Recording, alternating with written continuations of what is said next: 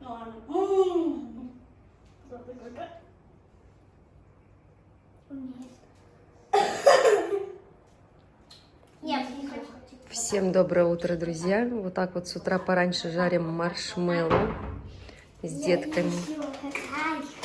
Вкусно? Прямо на газу. Себе сами настроение поднимаем. С утра пораньше у нас сегодня пасмурная погода. Но тепло очень. Прям тепло, хорошо, свежо. На балконе так пахнет свежим бельем, свежепостиранным бельем. Но не моим, это мои вчерашние. Вот. Короче, зелено, хорошо, но пасмурно. Иногда вот так вот подсматриваю за людьми. Кто-то сидит, курит, чай пьет, кофе пьет. У нас каникулы впереди. Сегодня-завтра учатся, и потом неделю каникул у детей. Сегодня уже один. Сегодня уже один. Остался, да? Ребята, если вы не знали, сначала у нас утро, а у других ночь, а потом у других утро, а у нас ночь.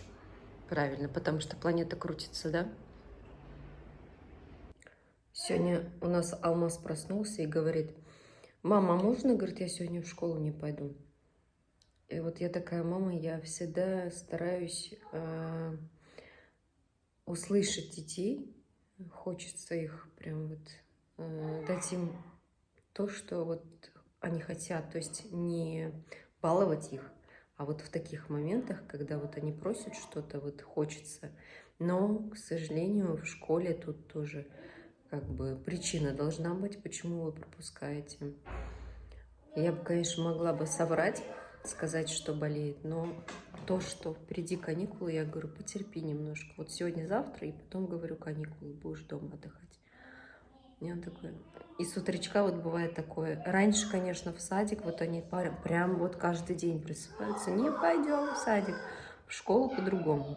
Очень редко, вот редко, наверное, это второй раз за этот сезон школы, он мне сказал, что я не хочу. Вот. Но так как каникулы, а вы разрешаете вот так вот своим детям не пойти в школу? Напишите. Ну что, собрались мы в школу. Сегодня четверг, завтра последний день, потом каникулы. А зачем ты лабубу взяла? Игрушку с собой нельзя брать. Вот так вот портфель ношу. Азалевский. Кстати, спрашивали, что купили. На себе буду потихоньку показывать вот такие вот. И, друзья, у нас вчера зарядка села. Мы уже сегодня в пятницу идем. Сегодня последний день в школу. Вот, кстати, брюки, которые я купила. А то подписчики спрашивают, что мы купили в магазине. Так как 10 ноября, день смерти Ататюрка, сегодня вот сказали одеться в такие футболочки. Мы вечно опаздываем. Там уже звонок звенит. Короче, впереди каникулы, 7 дней. Сегодня, кстати, пятница, я иду на рынок, еще хочу цены вам заснять. В школе повесили флаг. Ну, в общем, то, что сейчас каникулы, они встретиться не смогут. Сегодня 7 ноября, 10 ноября, день смерти, поэтому заранее уж сегодня какие-то там у них типа концерт, что-то типа того будет. Вот, так что оделись в футболки Ататюрка. Обычно они разноцветные, конечно, черные нам сказали одеть, но у нас только красные.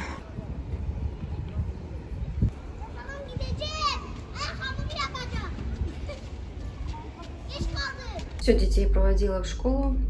Да, вот буду показывать на себе то, что приобрела. Распаковочку требуют подписчики, но только так могу показать, к сожалению.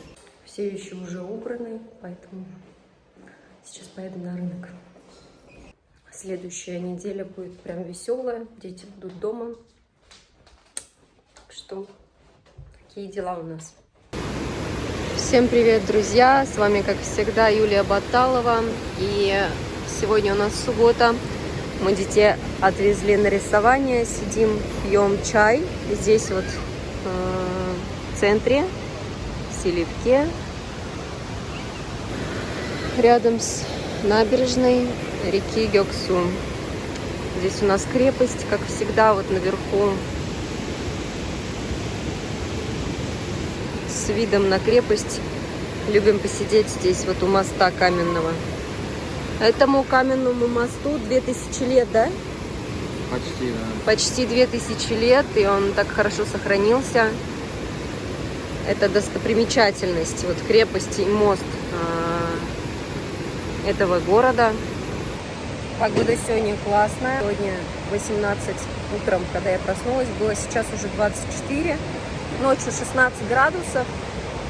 Быстро прям нагревается. Ближе к обеду. Время сейчас 11. Обычно всегда вот так детей оставляем на выходных на рисование на 2 часа и занимаемся своими делами. Ну, как видите, чай пьем. Сейчас пойдем, хотим отдать один телефон в ремонт. У нас телефон сына старшего тоже заблокировали слоты, и теперь нужен турецкий телефон, а он у нас сломан лежит. Вот, поэтому сейчас пойдем попробуем отдать на ремонт, узнаем, сколько будет стоить. Короче, потом собираемся готовиться ко дню рождения старшего сына. Будем покупать, хотим завтра выйти на пикничок, будем покупать все для этого. В общем, завтра старшему сыну нашему исполняется 17 лет, и поэтому решили выйти на природу, на пикниковую зону недалеко от нас. Вот, в этом ролике покажу еще и эту зону. В общем, выходные начались, каникулы детские начались, неделю будут детские каникулы. Так что всем хорошего дня и хорошего настроения. А у нас, друзья, настал новый день. Мы пришли в пикниковую зону. Руслан пока огонь разводит.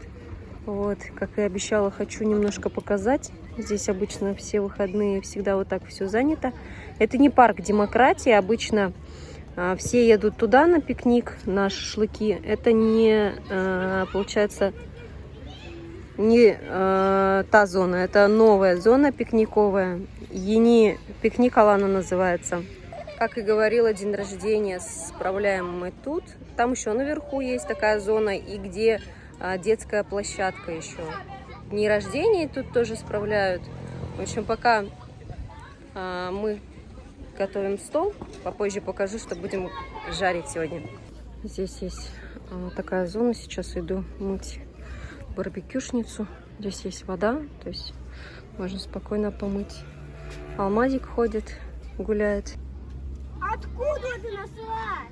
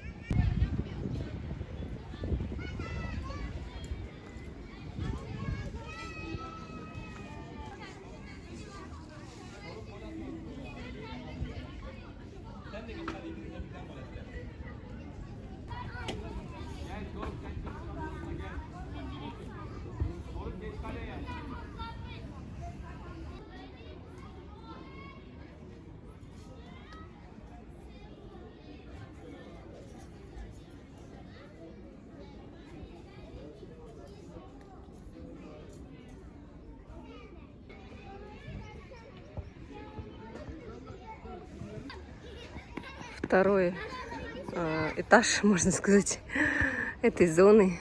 Внизу пикниковая зона. Хорошо. Здесь можно детям поиграть. Здесь есть беседки, где тоже можно посидеть, пожарить. То есть мангальная зона большая. Здесь дети играют. Также есть туалеты. И с этой стороны. С той стороны тоже.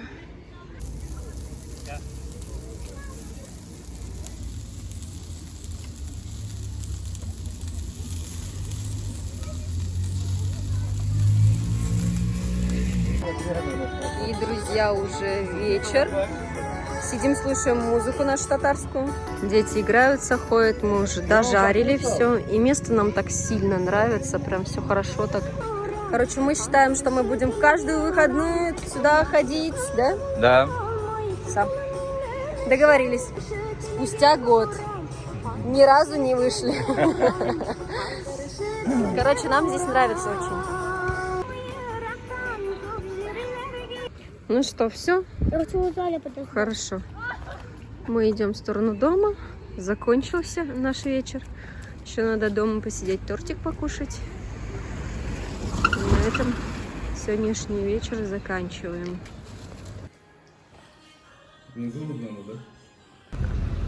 И, друзья, у нас настал новый день. Сейчас иду в сторону почты. Я сейчас в центре. Прохожу вот такие красивые здания. В сторону почты. Почта находится у нас недалеко от центра. Ходила только что в СГК. Короче, у нас как получилось? Мы сменили детские загранники. И, соответственно, нужно ВНЖ менять. То есть старые ВНЖ уже как будто бы недействительны. Вот, поэтому по этим делам хожу. Хочу вам тоже показать, как выглядит почта. Это вот, кстати, большое здание. Здесь как раз-таки коммент делают. Все в центре. Здесь в Селевке все прям рядом.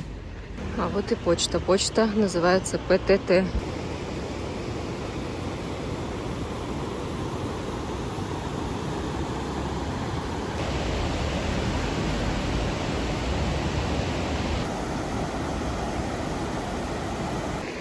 И, друзья, иду сейчас по мосту каменному, который построился почти 2 века назад.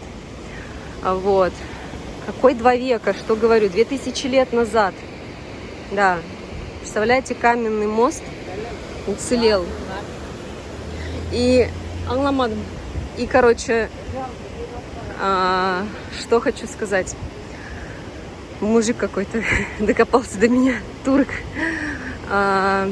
Не поняла, что он хочет. В общем, вышла я из почты. Вот, иду по центру вдоль реки.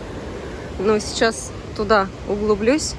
Там мне нужно книжку купить для ребенка. Сейчас дети на каникулах, напоминаю. Сейчас в турецких школах каникулы. А у нас они в турецкую школу пошли. По этому поводу я рассказывала уже много в предыдущих роликах. Старший сын у нас в русской школе учится, последний класс. И вот с ними они пока остались дома. К часу ему в школу, поэтому надо успеть. Вот. И на каникулах сказали купить книжки, которые надо прочитать. Они уже и читать по-турецки умеют, и писать по-турецки умеют, и по-русски писать умеют, и читать умеют. Этому, конечно, мы сами учили их. Такая красота. Беру вас с собой. Сегодня я решила взять с собой, чтобы все показать. Знаю, что смотрят мой канал те, кто хочет тоже в Турцию переехать. И чтобы вы понимали, да, что просто переехать недостаточно. Надо здесь как-то жить и вливаться в общество. Школы, все какие-то там моменты с документами. Это все нужно всегда, конечно же, решать. Вот. Короче, на почту пришла. Мне надо было взять кое-какой документ, но сказали, оказывается, 6 лет берет родитель за детей. Поэтому придется мужу самому на почту съездить. Хотя он работает обычно в будни, в рабочие дни он сам работает. Но вот сказали, что он должен сам. Вот. Тут кафешечки, мандаринки кто-то кушал. Здесь вот, кстати, тоже еще одна турецкая школа. Называется Гази-Паша. Гази-Паша или Гази-Паса, как правильнее, не знаю. Говорят Гази-Паса вроде. Вот. А я напротив пришла вот здесь вот в канцелярию, или как она называется. Да, канцелярские товары. Я ее прошла, похоже, в ту степь, да. Сейчас покажу им книжечки, которые нам сказали купить. и возьму. Короче, купила книжечки. Иду вдоль улочки. Мандарины везде сейчас. Сейчас цитрусовые мандарины особенно везде. Вот. И мы уже почти месяц мандаринки кушаем. Вот эти мелкие мандаринки сейчас очень вкусные. Вот. Давайте покажу атмосферу турецких улиц. Продают разное. Здесь вот ветеринарная клиника. Есть все, короче. Для жизни есть все. Вот. В тот раз делали шашлыки на поляне. Тоже очень понравилось. Здесь фрукты и овощи продают.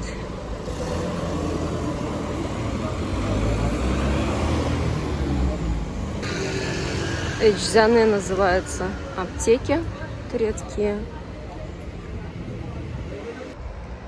И, друзья, я уже дохожу до дома. Дела все сделала. Сдавали мы еще турецкий телефон на ремонт. С ним дети поигрались, и он у нас испортился. Ремонт 2000 лир, короче, стоит. Но телефон еще не готов. Вот. Самое главное, все дела сделала. Сейчас домой успеваю. Вот. Старшего в школу проводить успеваю. Хочу немножко рассказать для тех, кто на канале впервые, да, и не понимает вообще, откуда мы, что мы. Мы приехали из Татарстана 3 года назад в Турцию. Купили квартиру. Для чего мы вообще приехали сюда? Первое, наверное, это для оздоровления. Вот. Почему для оздоровления? Потому что у нас 3 детей. Старший, получается, ему 17 вот исполнилось. Детки у нас младшие двойняшки, мальчик и девочка, королевская двойня. И у нас вот как раз таки из двойняшек сын очень сильно кашлял. Вначале настолько сильно кашлял, что мы уже не могли... Мы, короче, к каким специалистам только не обращались. И у нас вот в нашем городе, это Набережные Челны, там 600 тысяч населения в данный момент. Это город такой большой, в отличие от Силивке, например, в котором мы сейчас проживаем. В общем, там у нас был детский центр, там был заведующий отделение. И вот врач этот сказал, что для таких деток, как вы, было бы неплохо сменить климат. И получилось так, что, в общем, ну как бы, ладно, мы выслушали, приняли решение поехать в Турцию на месяц. Думаем, дай-ка попробуем. Мы в итоге сначала квартиру сняли здесь, вот в Алании. Потом начался коронавирус. Нам пришлось билеты все вот возвращать, потому что закрыли тогда, я помню, вот эти вот авиарейсы. Потом в итоге, как получилось-то, мы в отель забронировали, как только все это закончилось, мы в отель забронировали. Это еще в 2021 году. Месяц мы отдыхали в Турции в отеле. И получилось так, что мы, когда месяц отдохнули в этом отеле, прям вообще все очень нам понравилось. Алмаз перестал кашлять. А еще у нас у старшего аллергия. И кто с аллергией вообще встречался, тот понимает, о чем я говорю. Старшему назначили асид. Асид – это уколы, которые врач мне сказал, что, ну, я не могу сказать, подойдут они вам или нет, помогут они вам или нет. А уколы очень дорогие, там один укол около 15 тысяч на тот момент стоил. Вот, и несколько раз надо было их сделать. А еще там такое воздействие не очень хорошее. В общем, у него аллергия была на цветение, и ежегодно там вот в мае, в июне он опухал, у него сопли, слезы. В общем, Помимо этого у меня были проблемы. Мне тоже сказали, морская вода нужна. Ну, это как бы у меня тоже узловая эритема была. Сейчас она пропала. Тьфу-тьфу-тьфу, слава богу. В общем, все мы сюда переехали для оздоровления и оздоровились. Ни у меня проблем сейчас нету, ни у детей проблем нету. И переехали мы поначалу, мы в 21 году, в декабре, поставили квартиру на продажу. Но в начале 22-го, в связи там с какими-то обстоятельствами, да, непонятными или понятными всем, в общем, квартира просто вот встала. Мы ее не продали, уехали на аренду, продав машину всего лишь. Вот, но когда мы уезжали, мы оставили доверенность, и за нас ее продали нам. Мы купили здесь квартиру в Газипаше, мы 1,5 года прожили в Газипаше, нам там очень нравилось, но инфляция в Турции, цены резко начали повышаться. Естественно, у нас был доход небольшой, свой какой-то. Поначалу, когда мы приехали, цены были просто... Вот даже, хочу сказать, курица килограмм 30 лир была. 30 лир, понимаете? А сейчас, не помню уже сколько. В общем, цены очень сильно полетели наверх. Мы поняли, что надо, короче, работу искать. Муж, получается, устроился в Селивке, вот где мы сейчас проживаем. Это Мерсин, провинция Мерсина. Ну, ближе к Газипаше, к Алании, наверное. Примерно такое же расстояние до Мерсина, до центра у нас отсюда. Вот, он устроился на станцию Аккую, а я устроилась, я искала прям конкретно удаленную работу и нашла. Я сейчас работаю удаленно в Атоме и зарабатываю тоже удаленно. Все я сделала, оформила через самозанятость, на Тинькофф приходят деньги. То есть я работаю удаленно, муж работает на станции Аккую. Кому, кстати, интересно по поводу удаленки, переходите по ссылке внизу. Примерно вкратце я рассказала, почему мы переехали и где мы сейчас проживаем. И, наверное, на этом буду заканчивать этот ролик. Всем желаю счастья, здоровья. Самое главное, наверное, позитива и мирного неба над головой всем, друзья. Всех люблю, всех целую, всем пока.